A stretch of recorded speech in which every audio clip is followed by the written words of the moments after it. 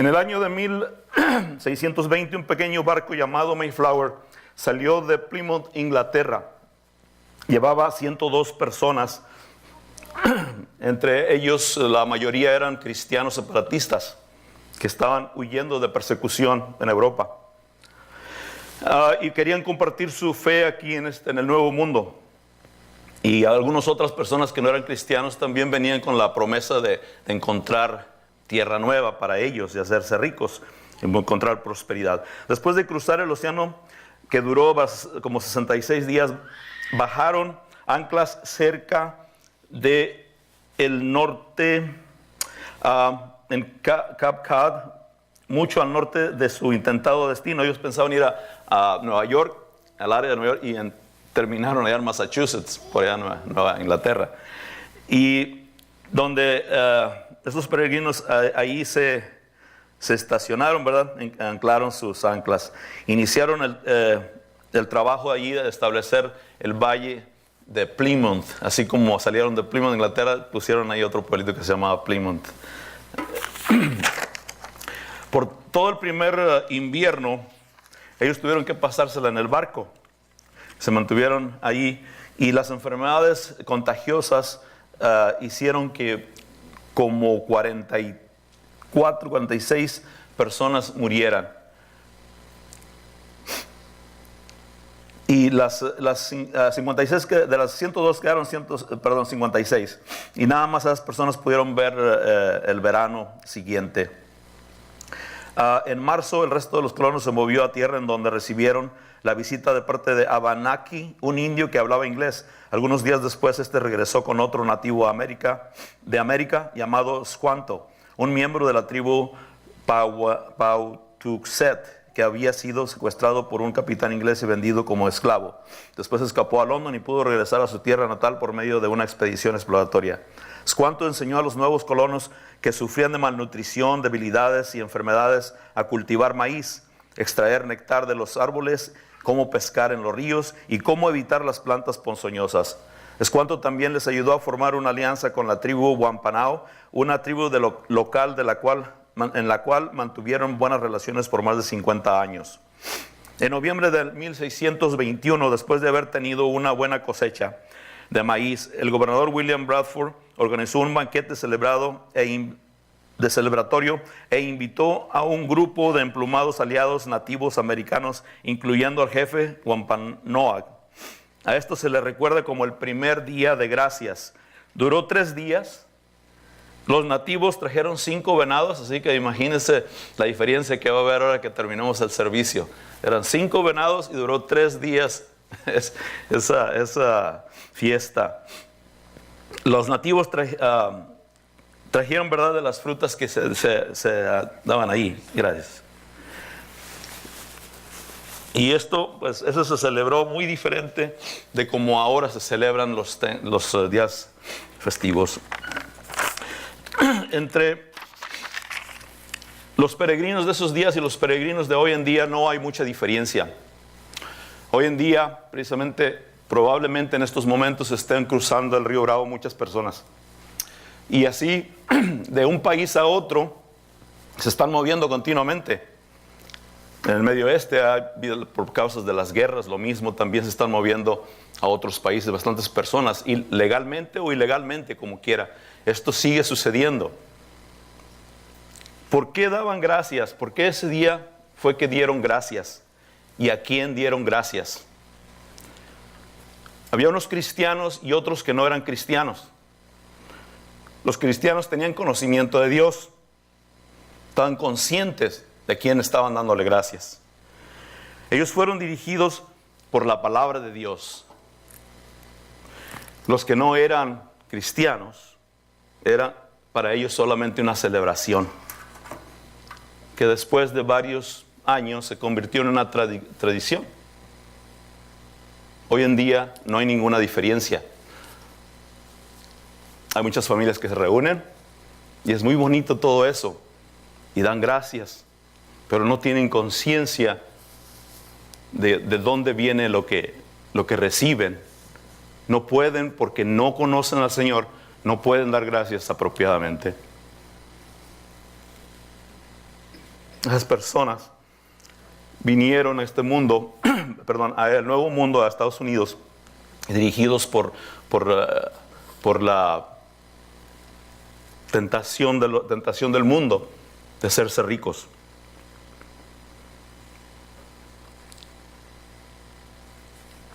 Los cristianos reconocieron que hay un Dios en el cielo, creador de todas las cosas, que suple todas sus necesidades, todas nuestras necesidades materiales y espirituales. La mayoría de estos peregrinos cristianos que sabían que Dios los había traído con protección, conocían de la gracia de Dios. La gracia de Dios viene siendo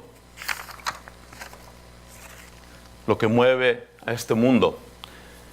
Probablemente no voy a seguir muy bien el librito que tienen ahí, porque quiero hacer el caso de la necesidad que todo el mundo necesita. Todo el mundo necesita a Dios. Hay más de 7 billones de personas en el mundo. Solamente 2 billones conocen a Cristo, o dicen que lo conocen. Pero 5 billones, no estoy hablando de millones, estoy hablando de billones de personas no conocen al Señor.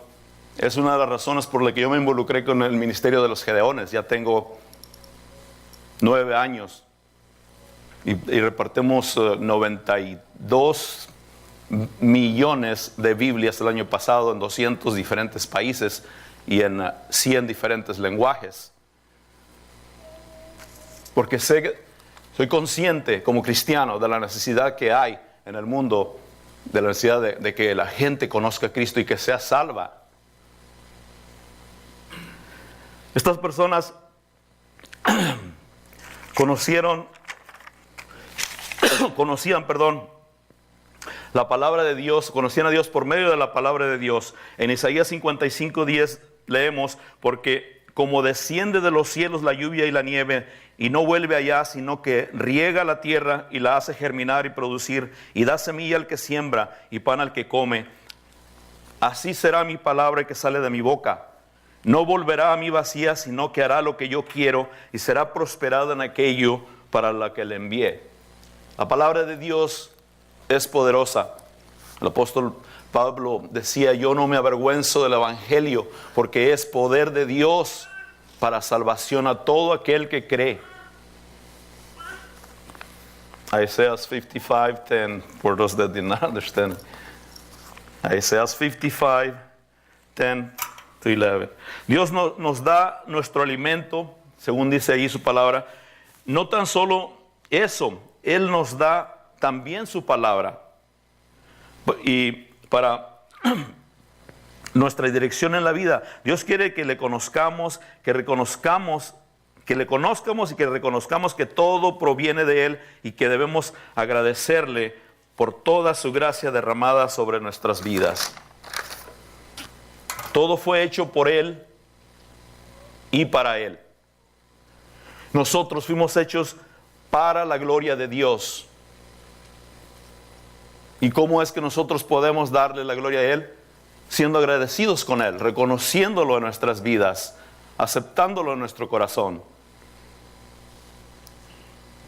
Es por la gracia de Dios que usted está aquí.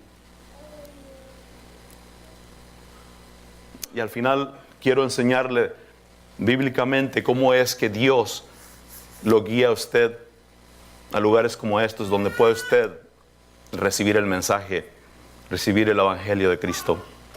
Dios te ama tanto que Dios se preocupa por tu futuro. Es por eso que Él envió a su Hijo Jesucristo a este mundo, para enseñarnos el camino hacia Él. Pero me gustaría, si traes tu Biblia, que vieras Romanos 3:10. Romans 3:10.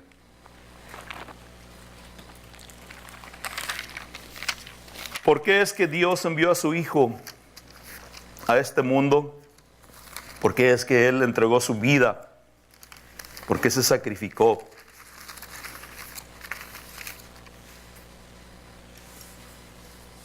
Él lo hizo porque nuestros pecados nos apartan de Dios. Nosotros tenemos la naturaleza de Adán.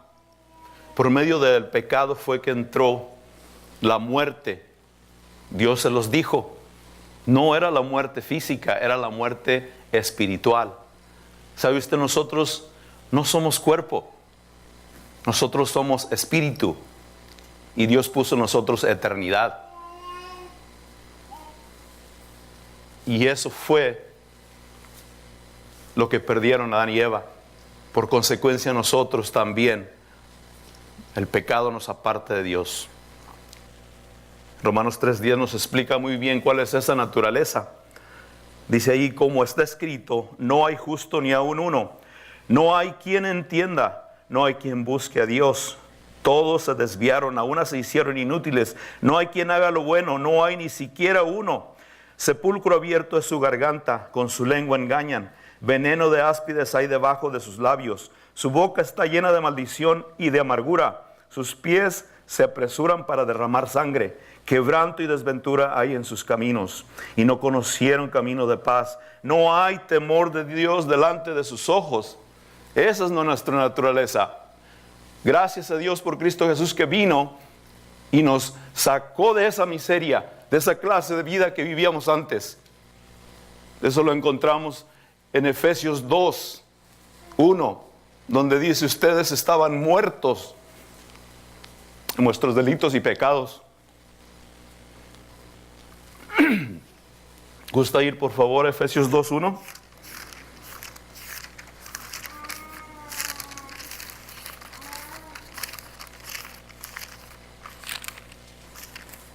Si ya lo tiene, siga conmigo. Y él, Ephesians 2 verses 1 through 10. Y él os dio vida a vosotros cuando estabais muertos en vuestros delitos y pecados, en los cuales anduvisteis en otro tiempo siguiendo la corriente de este mundo, conforme al príncipe de la potestad del aire, el espíritu que ahora opera en los hijos de desobediencia. ¿Okay? Andábamos haciendo todo lo que nos daba las ganas. Yo creo que mi cuñado y yo nos podemos sentar y platicar acerca de tantas historias, de tantas burradas que hicimos cuando estábamos jóvenes. Bueno, no estábamos tan viejos todavía.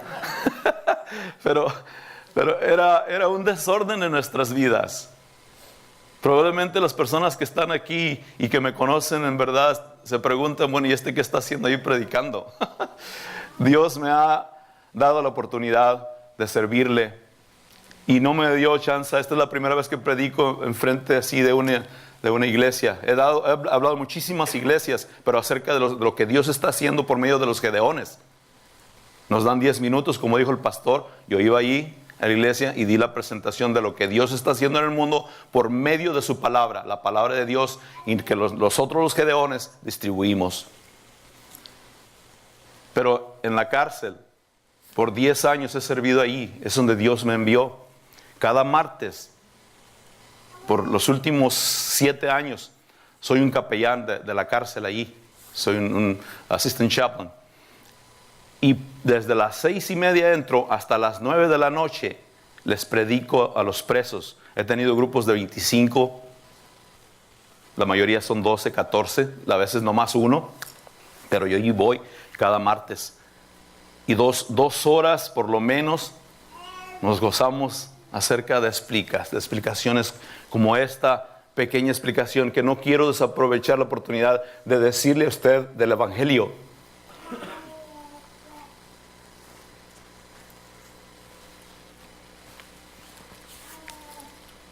El Evangelio es el poder de Dios que cambia nuestras vidas. Y es su gracia, que quiere decir bondad, misericordia, amor de Dios, que es derramado sobre todos aquellos que guardan su palabra, que le temen, que le obedecen.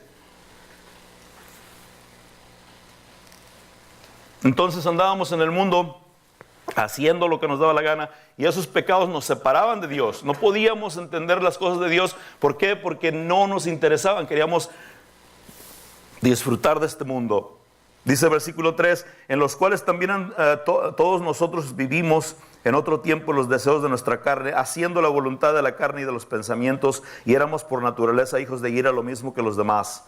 Pero Dios, aquí entra Dios, pero Dios, que es rico en misericordia, por su gran amor con que nos amó, aun estando nosotros muertos en pecados, nos dio vida juntamente con Cristo. Por gracia sois salvos. Gracia es el regalo que nosotros no nos merecemos. ¿Se acuerda usted de Romanos 3:10 que leímos hace rato? No hay justo ni aún uno. Romanos 3:23, por cuanto todos pecaron y están destituidos de la gloria de Dios. Están destituidos, no pueden alcanzar. No pueden alcanzar la gloria de Dios porque el pecado los aparta de Dios. ¿Y alguien me puede decir qué puede hacer un muertito? Hasta ahorita que yo sepa, un muertito no puede hacer nada. Y si estábamos nosotros muertos en nuestros delitos y pecados, por eso no podíamos entender. Es Dios el que por su misericordia se acerca a usted por medio de su Espíritu. Eso lo dijo el Señor Jesucristo. Os conviene que yo me vaya, porque si no me fuere, el Consolador no vendrá a vosotros. Pero si me fuere, el Espíritu de verdad va a venir a ustedes y los va a convencer. Es el Espíritu Santo que lo convence a usted de sus pecados. Lo va a convencer de la justicia de Dios y del juicio eterno. Es el Espíritu Santo el que nos habla continuamente. Versículo 5. Aún estando nosotros muertos en pecado, nos dio vida juntamente con Cristo. Por gracia sois salvos, y juntamente con Él nos resucitó, y asimismo nos hizo sentar en los lugares celestiales con Cristo, para mostrar en los siglos venideros las abundantes riquezas de su gracia en su bondad para con nosotros en Cristo Jesús. Versículo 8. Porque por gracia sois salvos. Ahí está de nuevo. Por gracia, es un regalo, es un favor que Dios le está dando a usted. Por gracia sois salvos. Y otra cosa aquí muy importante, ponga atención, por medio de la fe. Y esto no de vosotros, pues es un don de Dios. Ok. Usted dice, yo tengo fe. Y es bueno. Es la parte que le toca a usted. Pero la fe también es un don de Dios. ¿Me entiende? Si usted no recibe la fe que proviene de Dios, y es algo que nosotros los cristianos debemos orar continuamente: Señor, auméntame la fe. Señor, dame la confianza que necesito para confiar en ti, para esperar ese milagro que necesito, para poder, Señor, seguir adelante. Pero aquella persona que está perdida no tiene confianza en Dios, a no ser que usted y yo oremos por esa persona, para que Dios la bendiga, porque es Dios el que produce en usted el querer y el hacer por su buena voluntad.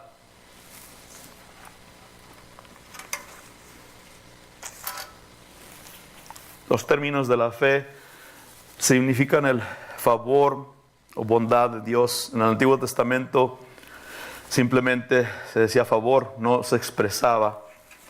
Y se expresaba allí: halle yo ahora gracia ante tus ojos. En el Antiguo Testamento Dios nos muestra su carácter y podemos conocerlo.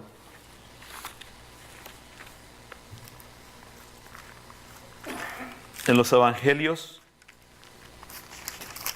Jesús nos enseña cómo ir a su hogar. ¿Conoce usted la Trinidad? ¿Le han hablado de la Trinidad? En el Antiguo Testamento Dios se demuestra y le muestra a usted su amor para con usted. En los evangelios, el Hijo de Dios nos muestra el camino hacia su gloria. Y hoy en día, el Espíritu Santo, que vino en Hechos 2, 4, De ahí en adelante estamos viviendo en estos tiempos. Y recibimos nosotros instrucciones en cómo formar una iglesia, cómo formar un hogar, cómo educar a nuestros hijos, cómo servir a Dios. La moralidad de Dios ahí se enseña y es la que nos lleva hacia su gloria. En el Antiguo Testamento, la gracia de Dios se demostró. A Eva le dijo que de su simiente iban a ser alguien que iba a aplastarle la cabeza a Satanás. Y Satanás se iba a arrastrar y nos iba a arañar los talones. Siempre Satanás va a estar ahí estorbándonos todo el tiempo, engañándonos.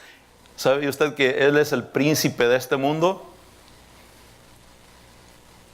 Si usted no tiene a Cristo, usted está sirviendo a Satanás. Si usted no tiene a Cristo, está en el reino de Satanás en el mundo. Solamente hay dos reinos: el de Cristo Jesús y el de Satanás.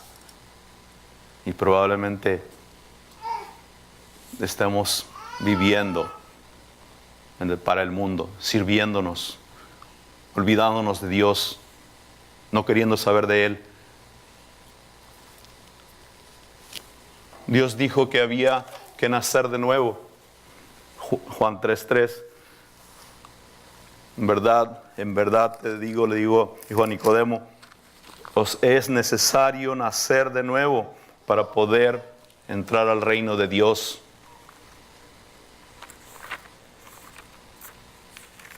¿Por qué es necesario nacer de nuevo? Por lo mismo que les acabo de decir, porque estábamos muertos en nuestros delitos y pecados. Mas Dios muestra su amor para con nosotros en que, siendo aún pecadores, Cristo murió por nosotros. Romanos 5:1. Cristo es el que trajo la gracia de Dios a este mundo. Estamos viviendo por fe en Él. Estamos bajo la gracia de Dios, no por obras. No hay nada que podamos nosotros hacer para salvarnos. Todo proviene de Dios. Toda buena dádiva y don perfecto proviene de los cielos, de Dios. La pregunta es aquí, si tenemos que nacer de nuevo, ¿cómo es que podemos nacer nosotros de nuevo? Aceptar a Dios como nuestro Salvador personal. Exactamente, entregarles nuestro corazón. Y eso lo encontramos. John 1, verses 9 to 13. En Juan 1:9 empieza hasta el 13. Dice así, Juan 1:9, aquella luz verdadera que alumbra a todo hombre venía a este mundo. En el mundo estaba y el mundo por él fue hecho, pero el mundo no le conoció. Fíjese, el creador del mundo vino a lo que le pertenecía, a lo que era de él. Jesús es el creador de todas las cosas. Eso lo dice en el principio del capítulo 1. Versículo 10. En el mundo estaba y el mundo por él fue hecho, pero el mundo no le conoció. Versículo 11. A lo suyo vino y los suyos no le recibieron. ¿Qué hicieron cuando vino el Señor Jesucristo? Lo entregaron, lo trataron como un criminal y lo mataron. Todo eso ya estaba escrito. En el Antiguo Testamento usted puede leerlo. Dios lo dijo y lo cumplió a su debido tiempo. Detalle por detalle, cuando usted estudia el Antiguo Testamento, Dios nos explica todo. Versículo 11 primero. A lo suyo vino y los suyos no le recibieron. Versículo 12. Mas a todos los que le recibieron, a los que creen en su nombre, les dio potestad de ser hechos hijos de Dios. Les dio el derecho de venir a ser hijos de Dios. Solamente hay que hacer, como dijo el hermano, recibirle en su corazón. Pero hay que creer con nuestro corazón, porque con el corazón se cree para justicia, pero con la boca se confiesa para salvación. Es como nace usted. Y no porque se me haya ocurrido a mí. El versículo 13 lo explica. Los cuales no son engendrados de sangre, ni de voluntad de carne, ni de voluntad de varón, sino de Dios. Es por la voluntad de Dios que usted recibe la bendición del nuevo nacimiento. Una vez que usted le pide a Dios perdón por una vida de pecado que ha vivido, una vez que usted le dice: Señor, te recibo en mi corazón, perdóname por una vida que he vivido sin ti, alejado de ti, sirviendo al maligno. Señor, quiero que entres en mi corazón. Yo creo que tú eres el Hijo de Dios y que veniste a este mundo a morir por mí, a derramar tu sangre. Usted viene a ser una nueva criatura en Cristo Jesús. Su corazón ya no es el mismo. La promesa de Dios es que en aquellos tiempos, dijo Jehová, voy a cambiar su corazón de piedra y voy a daros un corazón de carne que sienta. Y yo mismo voy a vivir dentro de usted. Cuando usted hace esa decisión de servir al Señor, de cambiar, de dejar la vida de pecado que vivía, usted recibe el Espíritu Santo de Dios y ahora usted ya no es la misma persona, usted es una nueva persona en Cristo Jesús. Es un nuevo hombre. Ese es el Evangelio. Ese es el Evangelio de Cristo, por el cual miles, millones de personas han sido salvas. Es solamente por fe que usted puede ser salvo. Es por la gracia de Dios.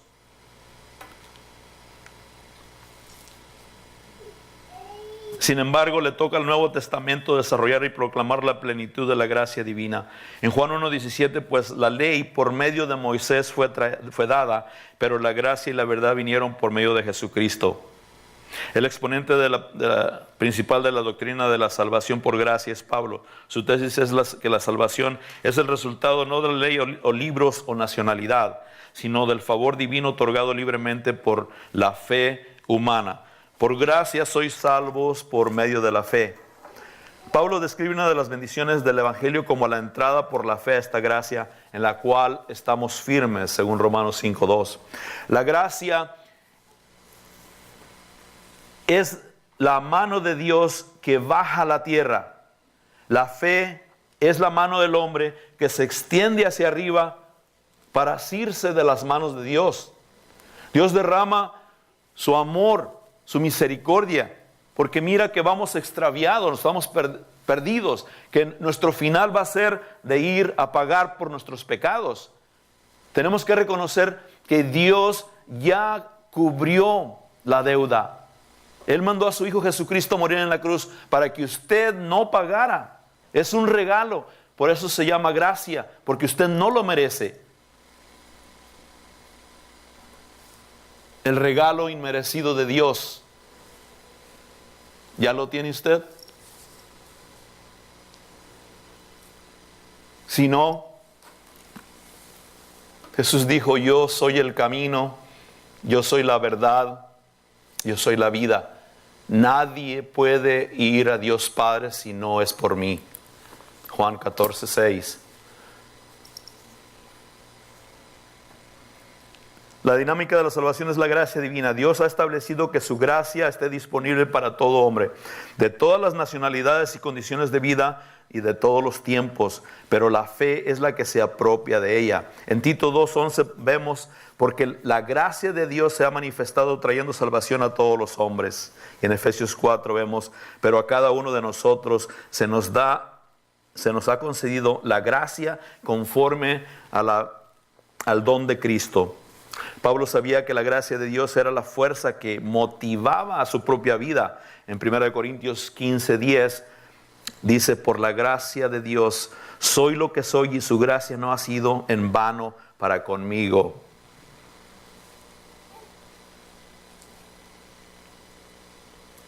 Antes he trabajado más que todos ellos, pero no yo, sino la gracia de Dios conmigo. Cuando usted recibe a Cristo, usted recibe de la gracia de Dios. Dios nos dice, ¿de gracia recibisteis? De gracia dad. Hay que hablarle a nuestras familias acerca de nuestros hijos, acerca de Cristo Jesús, de esa gracia salvadora.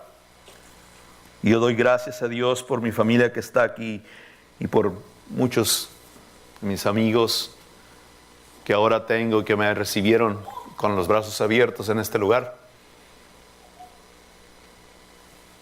Porque podamos ahora compartir el Evangelio uno con otro.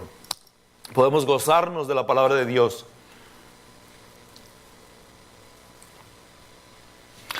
Su aprecio por ella se revela en lo que incluye en el saludo y la conclusión de todas las epístolas. Revise usted el Nuevo Testamento y todos los libros que escribió Pablo, todos incluyen eso. Todos incluyen que la gracia de Dios esté con ustedes, que la gracia de Dios los ayude a encontrar la paz, que la gracia de Dios esté con ustedes. Él apreciaba esa gracia. Los apóstoles Pedro y Juan también escribieron algo similar. Por medio de la gracia, Dios llama a los hombres a su servicio. En Gálatas 1:15 y 16, ahí encontramos, no sé si vaya siguiéndome el hermano.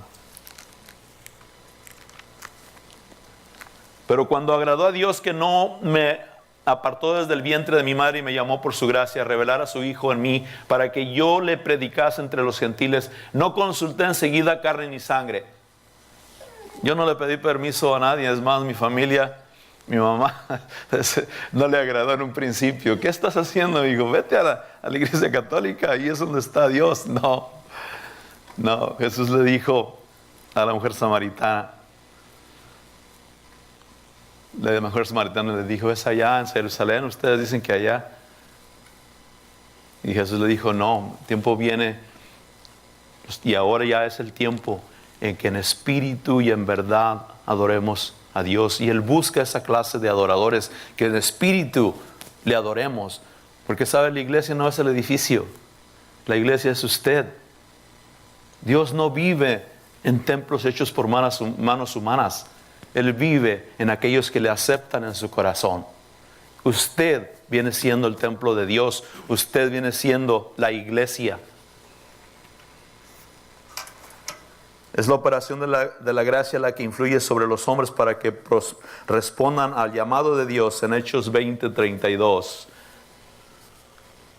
Y ahora, hermanos, os encomiendo a Dios, a la palabra de su gracia, que tiene poder para sobreedificaros y daros herencia con todos los santos. La gracia conduce a los hombres al arrepentimiento. En 2 Timoteo 2:25 leemos que con mansedumbre corrija a los que se oponen, por si quizá Dios les conceda que se arrepientan para conocer la verdad. Por si quizá Dios les conceda. Ahí está la clave, es Dios el que obra en usted. Por eso nosotros, como hijos de Dios, necesitamos estar orando continuamente. Yo y mi esposa oramos todos los días. No hay un día que se pase sin que no oremos por nuestros hijos y nuestros nietos. Dios dijo que los hijos son un regalo de Dios. Usted también es un hijo de alguien, ¿verdad? Entonces, Dios lo dio a usted a su madre como un regalo. Y Dios dijo, dejad a los niños venid a mí, porque de los tales es el reino de los cielos. Quiere decir que cuando uno es bebé, hasta los 10, 7, 8, no sé, diferente para cada niño, pues, el reino de Dios le pertenece, porque su inocencia no es de pecado, todavía su naturaleza. Pero yo me pregunto, ¿qué nos pasó a nosotros? Lo que sucede es que creces, te das cuenta de que el mundo está, pero bien padre, hay que vivirlo. Vámonos a la pachanga y empezamos dejando llevar nuestra mala naturaleza, nuestros malos sentimientos. Por eso Dios nos recomienda que eduquemos a nuestros hijos, enseñar al niño en el buen camino, y cuando sea grande no se apartará de él.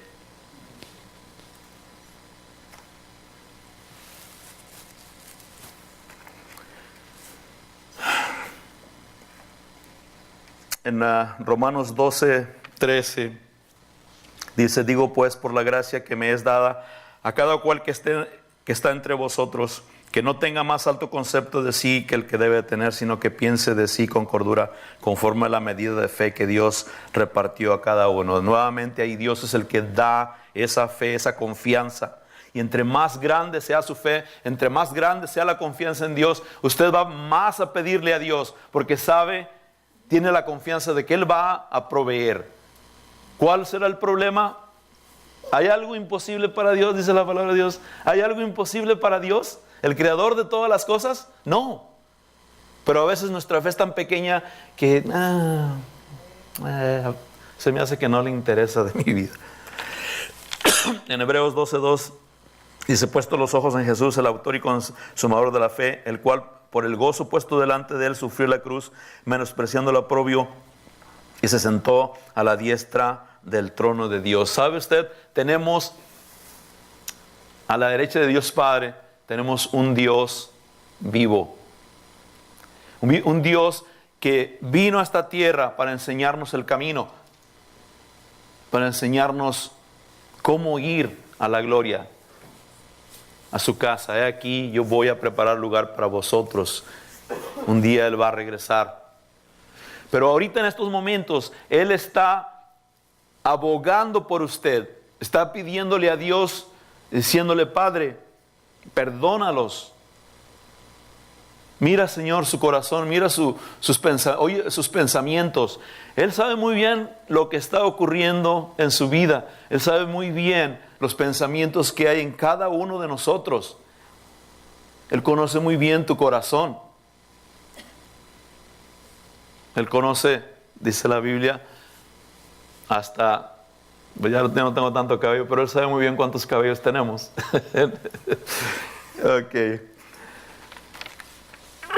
La gracia fue traída a los hombres por medio de Jesucristo. En Romanos 15 dice: pero el don no fue como la transgresión, porque si por la transgresión de aquel uno murieron los muchos, abundaron más para los muchos la gracia y el don de Dios por la gracia de un hombre, Jesucristo. También imparte consolación y esperanza. En 2 Tesalonicenses 2:16, y Él mismo, Jesucristo, Señor nuestro y Dios nuestro Padre, el cual nos amó y nos dio consolación eterna y buena esperanza por gracia. La gracia de Dios es la que nos da esa confianza, esa esperanza en nuestros problemas.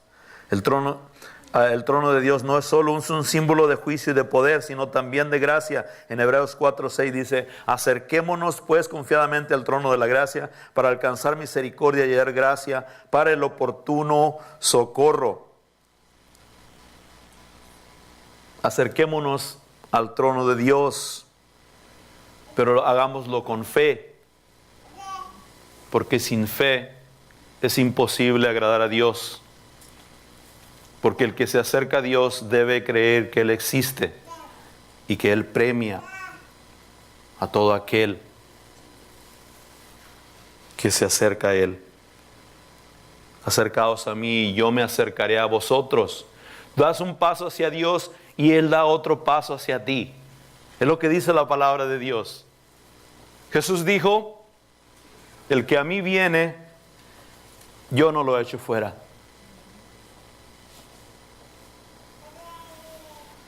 Entonces, acerquémonos a Dios, acerquémonos a su trono. Me gustaría darles un reto. Si usted estudia Efesios 2, del 1 al 10, usted va a encontrar una historia. Probablemente ahí está el mensaje que yo quise poner en su mente. Porque ustedes estaban muertos en vuestros delitos y pecados. El apóstol Pablo les está hablando a los efesios de cómo vivían anteriormente. Pero Dios, que es rico en misericordia, por su gran amor con que nos amó, por gracia ustedes son salvos. Permítame orar y de ser despedidos. Bendito Dios, te doy gracias, Señor, por la oportunidad que nos da, Señor, de oír tu palabra. Te doy gracias por este tiempo tan especial que tú nos has proveído. Bendice tu palabra, Señor. Permite que sea guardado en los corazones, Señor, y que podamos ser hacedores de tu palabra, no solamente oidores. Que tu Espíritu Santo, Señor, nos convenza, que obre en nuestro corazón cada día y podamos nosotros responder positivamente a ti. Padre, permite que podamos nosotros buscarte por medio de tu palabra. Permite que tu palabra, cada vez que la miremos y cada vez que la oigamos, nos reprenda, Señor. Porque la fe viene por medio de el oír de tu palabra. En el nombre de Cristo Jesús, bendice a cada persona que está en este lugar. En el nombre de Jesús. Amén. Muy bien. ¿Primera vez que predica? Tengo 7, 8 años. ¿Primera vez que predica en una iglesia? A una iglesia, siempre lo he hecho en la cárcel. Ok. Muy lindo. Fue muy lindo tiempo escuchar lo que Dios tiene de la gracia de Dios. Y gracias, hermano Juan, por tu ayuda. Quisiera agregar algo. En la cárcel he visto personas entregarse al Señor Jesucristo y he bautizado algunos 30. A eso también voy a bautizarlos.